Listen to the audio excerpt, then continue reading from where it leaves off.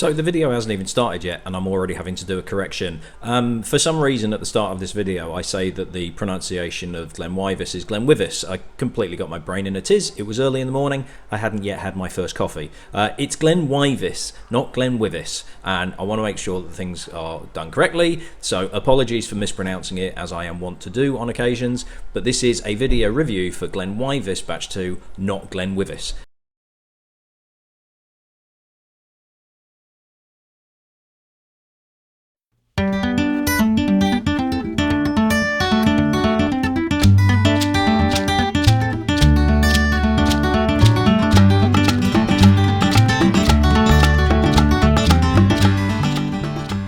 Hello there, Ben Bowers, the Spirit Specialist, and I am here today to talk to you about the second release from a relatively new Scotch whisky distillery, another new Scotch whisky distillery, of which there seems to be ones popping up every other day almost. This is GlenWyvis Batch 2. According to my brief look on the internet, it's pronounced GlenWyvis, not GlenWyvis.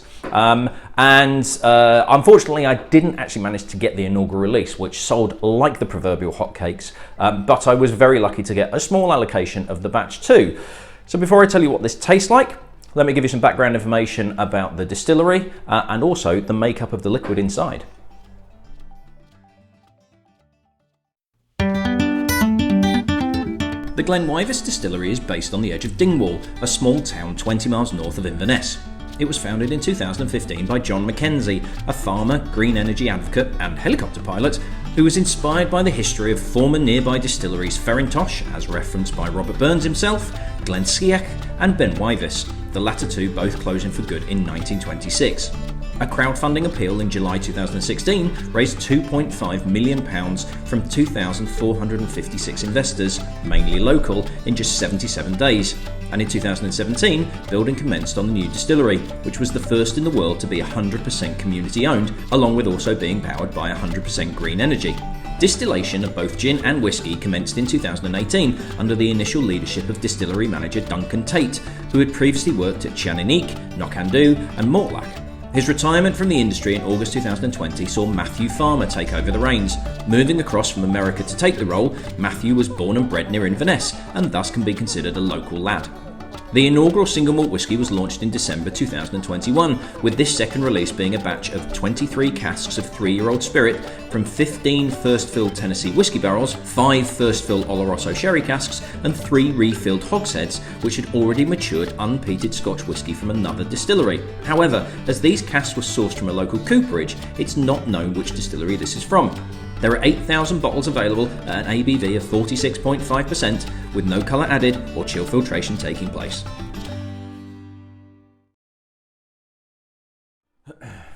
Okay, so I have what looks to be an empty bottle in here. I've got very, very little left in it. And the reason that I have this is I have taken one of the bottles of the allocation that I got and I have decanted them into 30ml sample bottles, and it is going to be part of the lineup of the summer 2022 edition of my New Kids on the Lock sample selection boxes. So this is going to be part of that selection box. We've also got Ardbeg Hardcore, the new Filey Bay Peated Batch 2, we've got the Wirework Small Batch, we've got, I'm just trying to look at the Ardnamurchan Paul Lenoir, and the Nickney and Huntress as well. So new and limited edition bottlings, it just means that there are more people that actually get to try the liquid. So that's why there's not a lot left. But there is just enough for me to be able to give you an indication of what it noses and tastes like. So really interesting story behind the distillery. I really like the fact that they're going very much this community-based one. But obviously the proof's in the pudding and the eating and the drinking of what the actual liquid's like. Now, there are, as said earlier, there's a lot of new Scotch whisky distilleries that are starting to launch their first and second early bottlings. So we've got Ardnamurchan, we've got Ross, we've got Nickney, we've got one I've not done yet, which is King's Inch, which I think is sourced from somewhere else. Lindor's Abbey, all of these new distilleries, and pretty much in the main, they've all been absolutely fantastic. So, you know, the pressure is on for these other new distilleries to kind of reach that bar that's been set. So let's see how we get on. Quite pale, there's no colouring added on this, so you're looking at, you know, people that are bothered about colour, which I personally am not. They might be going, oh, it looks a bit light and everything like this, but let's go with the nose. And straight away, a lot of fruit. There's sort of green apple there, but it's a golden delicious apple rather than Granny Smith's. I'm getting a little touch of banana. There's a hint of tropical fruit in there as well. There's a sort of mango-y papaya. Yeah, definitely papaya, but I'm getting like a little hint of particularly bananas. But yeah, kind of ripe banana. Again, golden delicious apples, that slightly softer, slightly sweeter green apple feel, but very, very fruit forward on the nose. There is a sprightliness to it.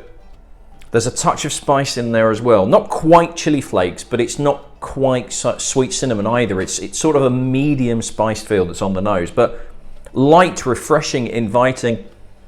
It does quite remind me of things like Nicknean and even a touch of the Filey Bay as well. There's that fruity feel, maybe not quite as creamy as something like a Filey Bay, but it's very much a light, fresh, another kind of spring-like whiskey.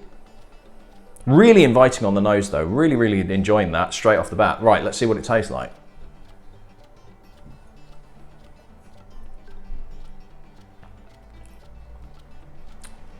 And again, that fruit absolutely carries on. Touch of white peach in there. So white peach, again, apple, but a little bit softer, almost like a lightly poached pear feel. Not caramelized, not tart tatin. It's not quite as kind of sweet as that. It's very much a poached pear that's been poached in. There's a slight wininess to it as well. There's a hint of a sort of like an off-dry white wine, almost like a Riesling. There's definitely a grapey element in there, and yeah, maybe getting a little bit of that on the nose, but there is a sort of a fresh white grape juice. Maybe not wine, but more like a pressed grape juice than anything else. That prickle of what I was saying was spice on the nose, I think it's the youthfulness of it. So we're only looking at a 3-year-old here. And it's giving an effervescence in there, but it's actually working really well with that fruitiness. It's not too dissimilar, weirdly, to the Ardnamurchan and Paul Lenoir that I reviewed at the time of recording, literally yesterday morning.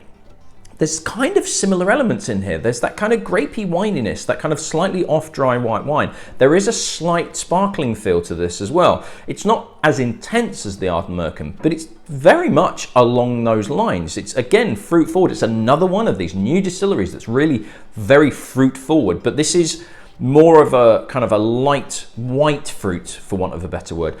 Having said that, as I'm talking and I'm starting to get the finish, which is lingering very, very nicely, it's actually starting to move from white fruit to red. I'm starting to get notes of strawberries, maybe not quite raspberries, maybe kind of almost like raspberries in cream, maybe like an Eton mess type feel, but strawberries very much so. We go from sort of apple, poached pear, white peach, and it moves into more of a red fruit, but we're not looking at sort of the deeper red fruit elements that you might find on something like, say, the Race. This is much more of a kind of a, not quite summer pudding either. It's very much fresh raspberries. There's a little touch of creaminess in there. Again, that kind of fruity creaminess, maybe not as citrusy as Filey Bay, but it's got those elements of kind of fresh fruit and a touch of cream and a little hint of kind of like soft citrus, but maybe more like orange peel than lemon and lime. It's again very refreshing. It's light. It's very spring, and this is a spring and summer whiskey, absolutely.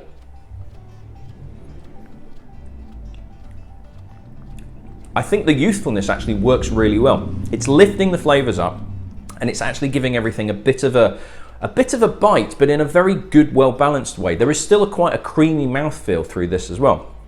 I'd love to know where the distillery was that they sourced those Scotch whisky casks from, because I do wonder how much of an influence that is creating on it. But as a kind of introduction to what GlenWyvis, I can't bloody remember already. As an introduction to what GlenWyvis is kind of doing, I think it's got enough character of its own that it kind of stands out, but you could potentially group it in a set of new distilleries with Lindores Abbey, with Nicknean, in terms of that slightly light. I think you can throw Filey Bay in that mix as well. That kind of light fruit, white fruit, refreshing, spring-like. It would work even slightly chilled, although some people I'm sure are watching going, oh God, what, how dare you type thing. But you know, a very, very refreshing whiskey probably works really well on a highball as well. I think this is Very, very good indeed. I'm really, really impressed with this. I'm thoroughly enjoying drinking it, which is the most important thing. When I don't bang my teeth against the glass.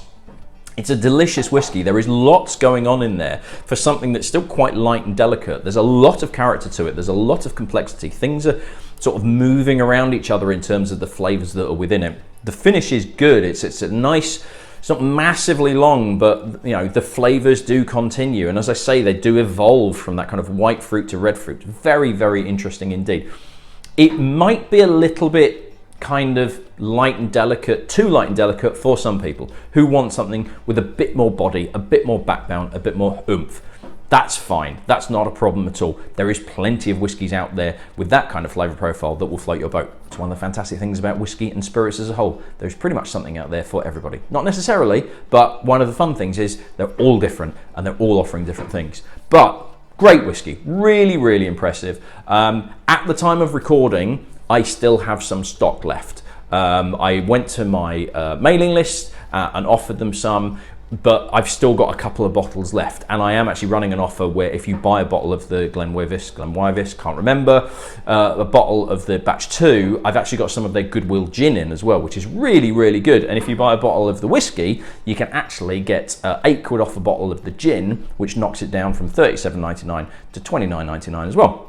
So I've got that deal on while stocks last. So head over to the website, www.spiritspecialist.com. You can come in the shop. I've got the tiniest little amount left if you did want to try it.